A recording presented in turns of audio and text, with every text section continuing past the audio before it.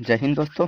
जैसा कि आप सभी जानते हैं, क्वेश्चन सीरीज हम चला रहे हैं और क्वेश्चन सीरीज में इस समय हम देख रहे हैं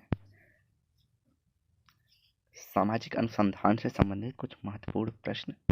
इससे पहले भी कुछ वीडियोस बनी हुई हैं इस चैप्टर पे, तो आप जाकर जरूर से देखें। और ज़रूरी सूचना यह है कि अभी तक आपने हमारा टेलीग्राम चैनल नहीं ज्वाइन किया है तो ज्वाइन कर सकते हैं, जहाँ पे आपको 9 AM और 9 PM पर क्विज क्वेश्चन करवाए जाते हैं। क्विज में आपको विभिन्न एग्जामों में हुए PYQs क्वेश्चन कराए जाते हैं। तो आइए देखते हैं आज का पहला प्रश्न। तो पहला प्रश्न है, साहचर्य में अर्थात एक साथ रहने वाले में लोगों अर्थात समूह यहाँ कर सकते हैं, समूह में रहने वाले लोगों के जीवन में क्रियाशील अंतर्निहित प्रक्रियाओं की खोज ही सामाजिक अनुसंधान है। तो किसका मानना है, साहचर्य में अथवा एक साथ रहने वाले लोगों के जीवन में अर्थात समूह में रहने वाले लोगों के जीवन में जो क्रियाशील अंतर्निहित प्रक्रियाएं हैं उनकी खोज ही सामाजिक अनुसंधान है। गुलेम हार्ट, मजूमदार व मदान, बोगार्ट या फिशर। तो यहाँ जो राइट आंसर हो जाएगा वह बोगार्ट्स का कथन है कि समूह में एक साथ रहने वाले जो लोग होते हैं उनके बीच जो इंटरेक्शन या क्रियाशील अंतर क्रिया होती है उसकी प्रक्रियाओं का खोज ही अनुसंधान है। अगला प्रश्न है, निम्नलिखित में से कौन से तथ्य सामाजिक अनुसंधान की प्रकृति को दर्शाते हैं। सामाजिक अनुसंधान में नवीन ज्ञान का सृजन किया जाता है। सामाजिक अनुसंधान विभिन्न सामाजिक तथ्यों या घटनाओं के बीच पाए जाने वाले संबंधों की खोज करता है। सामाजिक अनुसंधान में प्रकल्पना की उपयुक्तता की जांच अथवा परीक्षण किया जाता है। कि तथ्य ABCD तीनों सामाजिक अनुसंधान के प्रकृति को दर्शाते हैं। तो यहाँ राइट आंसर हो जाएगा सभी। सामाजिक अनुसंधान में नवीन ज्ञान की जो है प्राप्ति की जा सकती है। दूसरा है कि सामाजिक तथ्य जो है घटनाओं के बीच पाए जाने वाले संबंधों की खोज कर सकता है और एक परिकल्पना की जांच अथवा परीक्षण करने का भी प्रयास अनुसंधान के द्वारा किया जाता है। अगला है, सामाजिक अनुसंधान के उद्देश्य के संबंध में यह कथन किसका है कि सामाजिक अनुसंधान मूलभूत उद्देश्य चाहे वह तात्कालिक हो या दीर्घकालिक सामाजिक जीवन को समझाना है और ऐसा करके उस पर जो है अधिक नियंत्रण प्राप्त करना है। PV यंग, मजूमदार व मदान, बोगार्ट या इनमें से कोई नहीं। तो किसने यह कहा कि सामाजिक अनुसंधान का जो है मूलभूत उद्देश्य यह है कि वह सामाजिक अनुसंधान करके क्रियाओं पर तत्कालिक या दीर्घकालिक नियंत्रण प्राप्त करना चाहता है। तो वह PV यंग है। अगला है, सत्य कथन की पहचान कीजिए। सामाजिक घटना की प्रकृति जटिल है। समाज में सार्वभौमिकता का गुण पाया जाता है। सामाजिक घटनाओं का प्रत्यक्ष निरीक्षण संभव है। तो यहाँ सत्य होगा कि सामाजिक घटना की प्रकृति जटिल है, क्योंकि सामाजिक घटनाएं जो होती हैं वह अमूर्त होती हैं। समाज में सार्वभौमिकता का गुण पाया जाता है, तो यह बात गलत है, क्योंकि प्रत्येक समाज का अपना जो है अलग हिसाब होता है। सामाजिक घटनाओं का प्रत्यक्ष निरीक्षण संभव है, तो यह भी कथन गलत है, क्योंकि घटनाएं अमूर्त होती हैं इसलिए इनको देखा नहीं जाता है, तो प्रत्यक्ष निरीक्षण करना संभव नहीं है। या कभी कभी होता है कोई घटनाएं घटित होती हैं तो व्यक्ति वहां पर उपस्थित नहीं होता है। तो यहाँ राइट आंसर हमारा A हो जाएगा। अगला है, असत्य कथन की पहचान कीजिए। भौतिक घटनाएं परिमाणात्मक होती हैं, सही है। सामाजिक घटनाओं में समरूपता पाई जाती है, गलत है। सामाजिक घटनाओं का अत्यधिक परिवर्तनशीलता देखने को मिलता है, यह भी सही है। तो यहाँ पूछा असत्य कथन को छाटिए। तो सामाजिक घटनाओं में समरूपता नहीं पाई जाती। अलग अलग समाज में अलग अलग घटनाएं अलग अलग तरीके या भिन्न स्वरूप होते हैं। तो पूछा कौन सा कथन असत्य है, तो B हो जाएगा। अगला है, प्रमाणों तथा तथ्यों का विकास निष्पक्ष रूप से परीक्षण करने की इच्छा और योग्यता ही वस्तुनिष्ठता है। यह कथन किसका है, ग्रीन का, मैकाइबर, कुक का या जोचर का। तो यहाँ राइट आंसर हो जाए ग्रीन। प्रमाणों तथा तथ्यों का विकास निष्पक्ष रूप से परीक्षण की इच्छा और योग्यता ही वस्तुनिष्ठता है, यह बात करते हैं। अगला है मोटे तौर पर विश्व की घटनाओं को कितने भागों में बांटा जा सकता है? तो एक, दो, तीन या चार? तो मोटे तौर पर दो तरह की घटनाओं में बांटा जा सकता है, एक प्राकृतिक घटनाएं, दूसरा सामाजिक घटनाएं। अगला है सामाजिक अनुसंधान में सामाजिक परिस्थिति में सुनिश्चित कार्यप्रणालियों का प्रयोग जिसका उद्देश्य किसी समस्या को हल करना या किसी प्रकल्पना का परीक्षण करना या एक नवीन प्रघटना की खोज या घटनाओं के बीच नवीन संबंधों का पता लगाना है। तो यह परिभाषा किसने दी? फिशर ने, मोजर ने, जोचर ने या बुगार्स ने? तो यह जो परिभाषा है यह फिशर से संबंधित है कि सामाजिक अनुसंधान सामाजिक परिस्थिति में सुनिश्चित कार्यप्रणालियों का प्रयोग करके एक निश्चित क्रमबद्ध तरीके से किसी समस्या का हल, प्रकल्पना का परीक्षण, नवीन घटना की खोज, घटनाओं के बीच संबंधों की खोज आदि का पता लगाना ही सामाजिक अनुसंधान है। अगला है निम्नलिखित में से प्राकृतिक घटनाओं की विशेषताएं कौन सी हैं? सामाजिक घटनाओं की जटिलता, सार्वभौमिकता का अभाव, सामाजिक घटनाओं की व्यक्तिनिष्ठता व अमूर्तता या उपयुक्त सभी। तो यहाँ प्रश्न में एक मिस्टेक है, ऑप्शन में पूछा है प्राकृतिक घटनाएं लेकिन विशेषताएं सामाजिक घटनाओं की दी है, तो यहाँ प्राकृतिक न होकर हमें सामाजिक घटनाएं होना चाहिए था, तो सभी सही हो जाएंगे। अगला है भौतिक घटनाएं, तो यहाँ पर भी देखिए प्रिंटिंग मिस्टेक कर दिया है, भौतिक घटनाएं न होकर सामाजिक घटनाएं होंगी। सामाजिक घटनाएं परिमाणात्मक होती हैं, जबकि सामाजिक घटनाएं होती सही है। भौतिक घटनाएं परिमाणात्मक होती हैं जबकि सामाजिक घटनाएं होती हैं परिमाणात्मक, गुणात्मक, मात्रात्मक। तो यहाँ पे होगा गुणात्मक। तो भौतिक घटनाएं जो होती हैं परिमाणात्मक या संख्यात्मक होती हैं, सामाजिक घटनाएं गुणात्मक होती हैं। अगला है निम्नलिखित में से वस्तुनिष्ठता का महत्व छाटिए। समाजशास्त्रीय अध्ययनों को वैज्ञानिक बनाने हेतु वस्तुनिष्ठ जरूरी है। वैज्ञानिक पद्धति को सफल प्रयोग हेतु, प्रतिनिधित्व पूर्ण तथ्यों को प्राप्त करने हेतु। तो उपर्युक्त सभी जो है वस्तुनिष्ठता प्राप्त करने का महत्व है। एक तो वस्तुनिष्ठ रहेंगे तो हमारा ज़्यादा से ज़्यादा जो है वैज्ञानिक रहेगा सिद्धांत, पद्धतियों का सफल प्रयोग किया जा सकता है और जो है तथ्य जो हम प्राप्त करेंगे वह पूर्ण रूप से प्रतिनिधित्व करेगा अपने पॉपुलेशन का। अगला है वस्तुनिष्ठता प्राप्त करने में कौन कौन सी कठिनाई आती है? कौन कौन सी कठिनाइयाँ आती हैं? भावात्मक प्रवृत्तियों का प्रभाव, सामान्य ज्ञान का अभाव, विशिष्टता मूलक भ्रांति या सभी। तो सभी तरह की कठिनाई आ सकती है। अगर कोई व्यक्ति जो है किसी समूह का अध्ययन कर रहा है तो उस समूह से जब उसको लगाव हो जाता है तो उसका जो शोध होता है वह प्रभावित होता है, जो भावनात्मक प्रवृत्तियाँ जागृत हो जाती हैं। या किसी तथ्य के संबंध में नॉलेज न होना भी कठिनाइयाँ उत्पन्न करता है और विशिष्टता मूलक भ्रांति भी वस्तुनिष्ठता में कठिनाइयाँ पैदा करता है। अगला है मिथ्या झुकाव तथा पूर्वाग्रह सभी विज्ञानों में जटिलता पैदा करने वाले कारक होते हैं, ऐसा किसका मानना है? बुगार्ट्स, लुंडबर्ग, जोचर, कुक।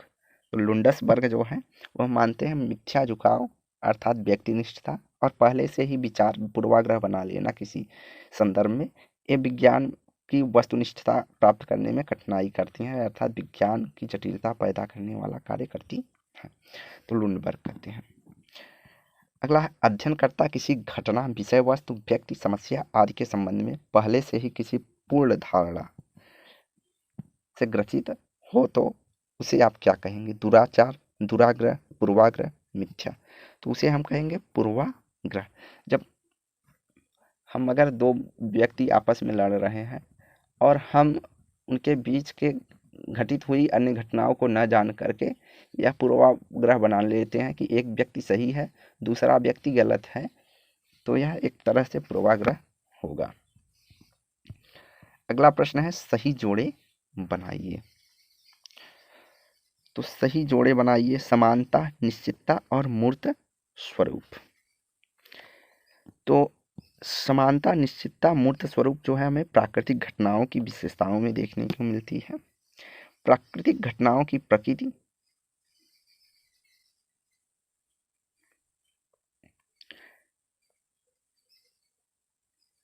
प्राकृतिक घटनाओं की जो प्रकृति होती है वह सामाजिक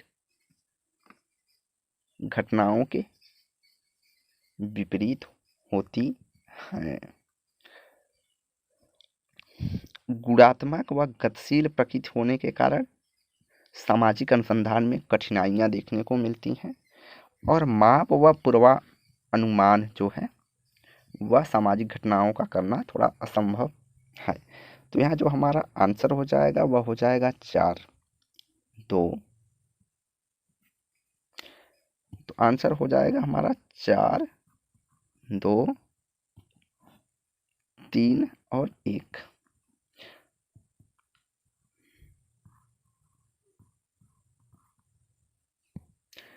तो यहाँ पे कोई भी जो विकल्प है वह सही नहीं है। तो हमारा आंसर जो है 4,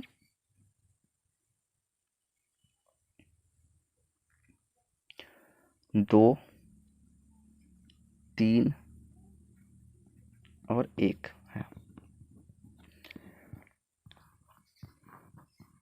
अगला है समाज शास्त्र के अंतर्गत हम अध्ययन करते हैं सामाजिक समूहों का, सामाजिक संबंधों का, अनुभविक तथा गैर नैतिकता का, ए और बी दोनों का।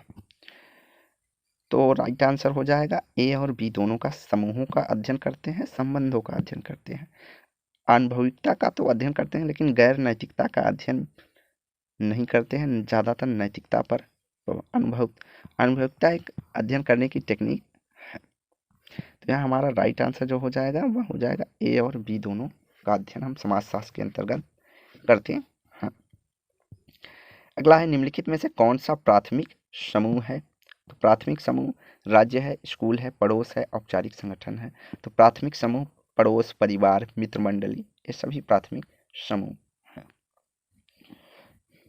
अगला है कौन सी प्रदत्त परिस्थिति नहीं है। विद्यार्थी, महिला, शूद्र, ब्राह्मण। तो विद्यार्थी जो है प्रदत्त न होकर अर्जित परिस्थिति है और प्रदत्त और अर्जित परिस्थिति की बात लिंटन करते हैं। अगला है निम्न में से कौन सा एक सामाजिक मूल्य है। कानून, डॉक्टर द्वारा इलाज करना, ईमानदारी, बड़ों को प्रणाम करना। तो बड़ों को प्रणाम करना एक सामाजिक मूल्य है।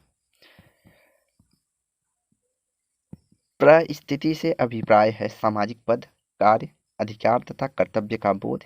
यस, ए और सी।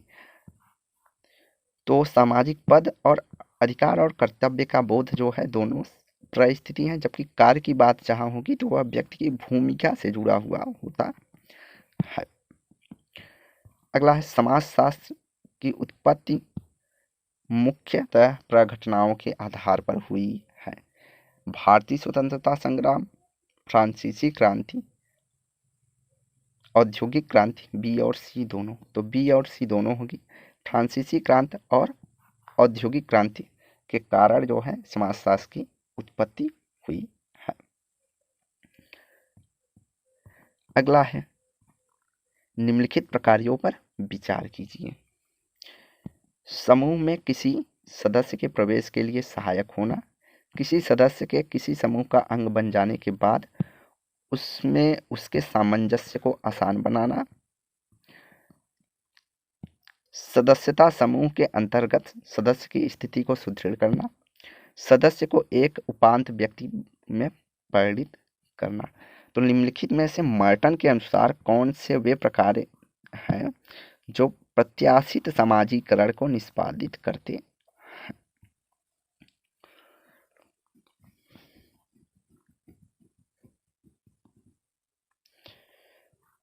तो इसमें हो जाएगा हमारा समूह में किसी सदस्य को प्रवेश करने में सहायक होगा। अगर कोई व्यक्ति अपेक्षा रखता है किसी समूह से, संदर्भ समूह होता क्या है कि व्यक्ति उस समूह में प्रवेश पाने की इच्छा रखता है, अपने समूह से तुलना करता है, उस समूह को सुपीरियर समझता है और उस समूह में जाने की इच्छा रखता है। और दूसरा है किसी भी सदस्य के किसी समूह का अंग बन जाने के बाद उससे सामंजस्य अपनाना आसान होता है। जब व्यक्ति संदर्भ समूह मान करके उस जैसी प्रतिक्रियाएं अपना करने लगता है या प्रत्याशित समाजीकरण की प्रोसेस में ही होगा। जैसे कि एक महिला है या लड़की समझ लीजिए, लड़की है, तो उसको विवाह से पूर्व ही यह बताया जाता है कि वहाँ जाने के बाद आपको कैसे आचार करना है, विचार करना है, किसके साथ कैसा व्यवहार करना है। तो यह व्यक्ति एक तरह से उस व्यक्ति के लिए, वह औरत के लिए, लड़की के लिए वह संदर्भ समूह हो जाता है। उसी आधार पर जो है अपना प्रत्याशित समाजीकरण होने लगता है। लेकिन जब वह उस स्थिति या परिस्थिति में पहुंचती है तो वहाँ उसको सामंजस्य बैठाने में जो है आसानी होती है।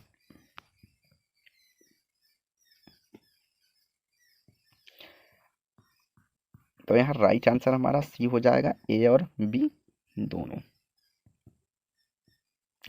अगला है सूची 1 को सूची 2 से मिलान करना है दिए गए कूटों के अनुसार।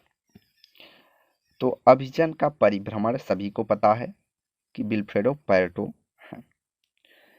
परिवर्तन के चक्री सिद्धांत की बात करते हैं यहाँ पे सोरोकिन है। इनके अलावा पैरेटो भी परिवर्तन के चक्री सिद्धांत से जुड़े हुए हैं। स्पेंगलर हैं और टाइनबी हैं जो कि परिवर्तन के चक्री सिद्धांत से संबंधित है। परिवर्तन का उद्विकासी सिद्धांत तो डेफिनेटली स्पेंसर है। और सांस्कृतिक विलंबना जो है हमारी आकबर्न से संबंधित है। इनकी स्पेंसर के अलावा परिवर्तन के उद्विकासी सिद्धांत से आपके Morgan, Auguste Comte, Karl Marx जैसे समाजशास्त्रियों का भी नाम जुड़ा हुआ है। तो यहाँ राइट आंसर हमारा सी हो जाएगा। क्या हो जाएगा? सी। अगला है, यदि उच्च सामाजिक परिस्थिति समूह की कन्या का विवाह निम्न सामाजिक परिस्थिति समूह में के व्यक्ति से होता है तो यह किस प्रकार के विवाह कहलाएंगे? अंतर विवाह, अधिमान्य विवाह, अनुलोम विवाह, प्रतिलोम विवाह। तो मुख्यतः यहाँ पे प्रतिलोम और अनुलोम विवाह को देखने को मिलता है। जब उच्च, मान चलिए हायर लड़की होती है और निम्न कास्ट का लड़का होता है तो यह प्रतिलोम विवाह होगा। और जब उच्च वर्ग का पुरुष होगा और निम्न वर्ग की महिला होगी तो यह अनुलोम विवाह होता है।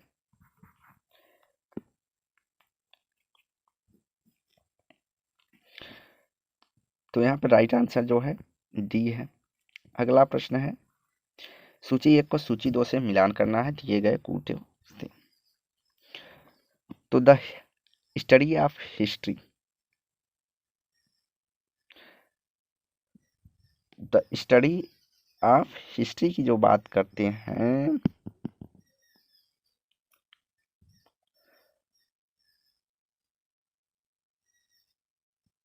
वह करते हैं अर्नाल्ड टाइनमी। कौन करते हैं? Arnold Toynbee. उसके बाद आपका आ जाता है the social and culture dynamics. Social and culture dynamics की बात करते हैं P A Sorokin. The coming of post industrial society, यह डेनियल बेल से संबंधित है। गेमिन साफ्ट और गेसेल साफ्ट की बात करते हैं हमारे टानिस। तो हाँ, यहाँ पे हमारा राइट आंसर जो हो जाएगा वह हो जाएगा 2, 3, 4 और 1। तो 2, 3, 4 और 1 होगा जो कि दिए गए विकल्पों में से सभी जो है रॉन्ग दिए हुए हैं। अगला है, अगस्त कामटेक ने समाज के अध्ययन में किस रूप में विभाजित किया है? अर्थात इन्होंने अगस्त कामटे समाज को किस 2 भागों में विभाजित किया है? अधोसंरचना और अधिसंरचना, सामाजिक स्थितिकी विज्ञान, सामाजिक गतिकी विज्ञान, अंतर समूह एवं वाय समूह। तो यहाँ जो राइट आंसर हो जाएगा वह हो जाएगा हमारा सोशल स्टैटिक्स और सोशल डायनामिक की बात करते हैं अगस्त कामटे। सब स्ट्रक्चर एंड सुपर स्ट्रक्चर की बात करते हैं कार्ल मार्क्स।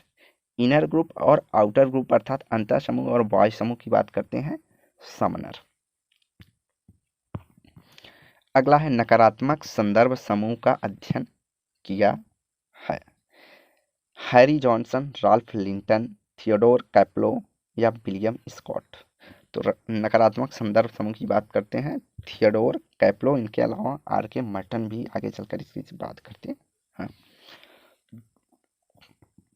अगला है निम्नलिखित विकल्पों में से कौन सा आगमन विधि का उदाहरण है?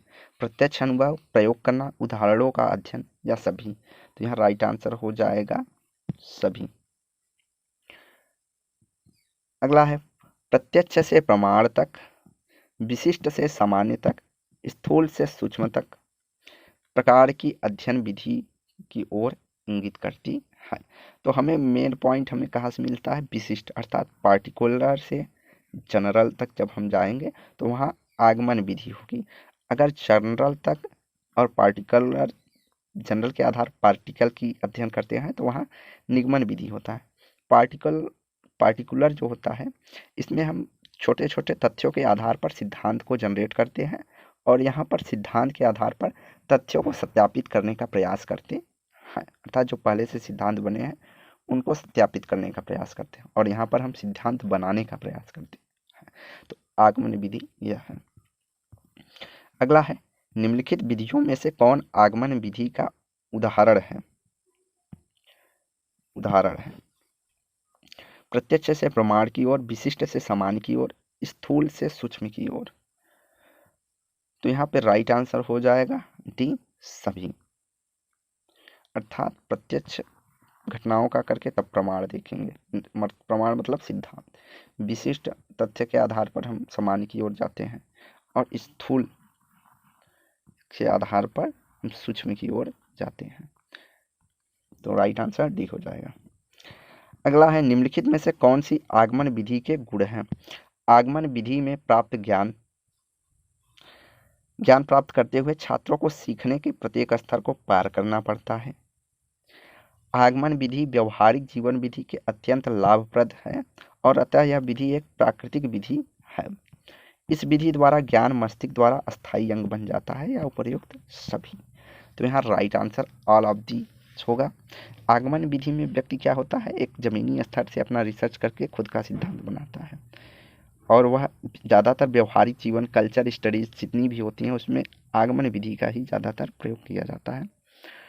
और इस विधि द्वारा जो है व्यक्ति का जो नॉलेज होता है जब सेल्फ करता है तो उसका ज्ञान जो है हमेशा के लिए अस्थाई अंग बन जाता है मस्तिष्क का। तो यह राइट आंसर सभी हो जाएगा।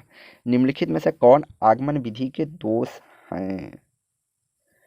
तो आगमन विधि के दोष हैं यह विधि स्वयं में अपूर्ण है, कहा जा सकता है। यह विधि अधिक खर्चीली होती है, सही बात। यह छोटे बालकों के लिए उपयोगी नहीं है, यह भी सही है। तो यहाँ उपर्युक्त सभी जो है आगमन विधि के दोष में शामिल किए जा सकते हैं। हाँ। अगला है निम्नलिखित विधियों में से कौन सी विधि में छात्र स्वयं नियम नहीं बनाते हैं? छात्र स्वयं नियम नहीं बनाते हैं। आगमन विधि में, निगमन विधि में, ए और बी में दोनों, या इनमें से कोई नहीं। तो निगमन विधि में हमने देखा कि नियम के आधार पर हम नियम पहले देख लेते हैं, उसके बाद हम किसी शोध का प्रारंभ करते हैं या नियम को सत्यापित करने का प्रयास करते हैं, पुनर्परीक्षण करने का प्रयास करते हैं। तो इसमें छात्र जो है स्वयं नियम नहीं बनाता है, जबकि आगमन विधि में पार्टिकुलर से जनरल की ओर जाते हैं, अर्थात तथ्यों के आधार पर हम सिद्धांत बनाने का प्रयास करते हैं। तो यहाँ राइट आंसर बी हो जाएगा। अगला है निगमन विधि के दोष निम्नलिखित में से कौन है? इस विधि में छात्र रुचि नहीं लेते हैं, यह केवल अमूर्त चिंतन पर ही बल देती है, यह विधि से रट्टा ज्ञान अस्थायी नहीं बनता है। तो यहाँ पे यह पॉइंट जो है गलत है। यह अमूर्त न होकर यह केवल मूर्त चिंतन पे बल देती है। किस पे? मूर्त चिंतन पर। तो यह तब जाके हमें आलाप्ति जो है सही रहेगा। अगला है अवधारणा इस तथ्य की तरह तथ्य भी किसी के लिए अति उपयोगी है।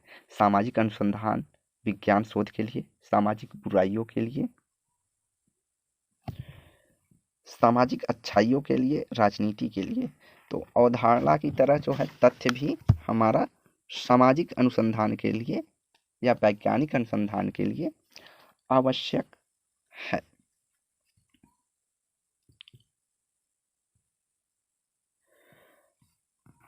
अगला प्रश्न है, निम्नलिखित में से किनका संबंध तथ्य को परिभाषित करने से है?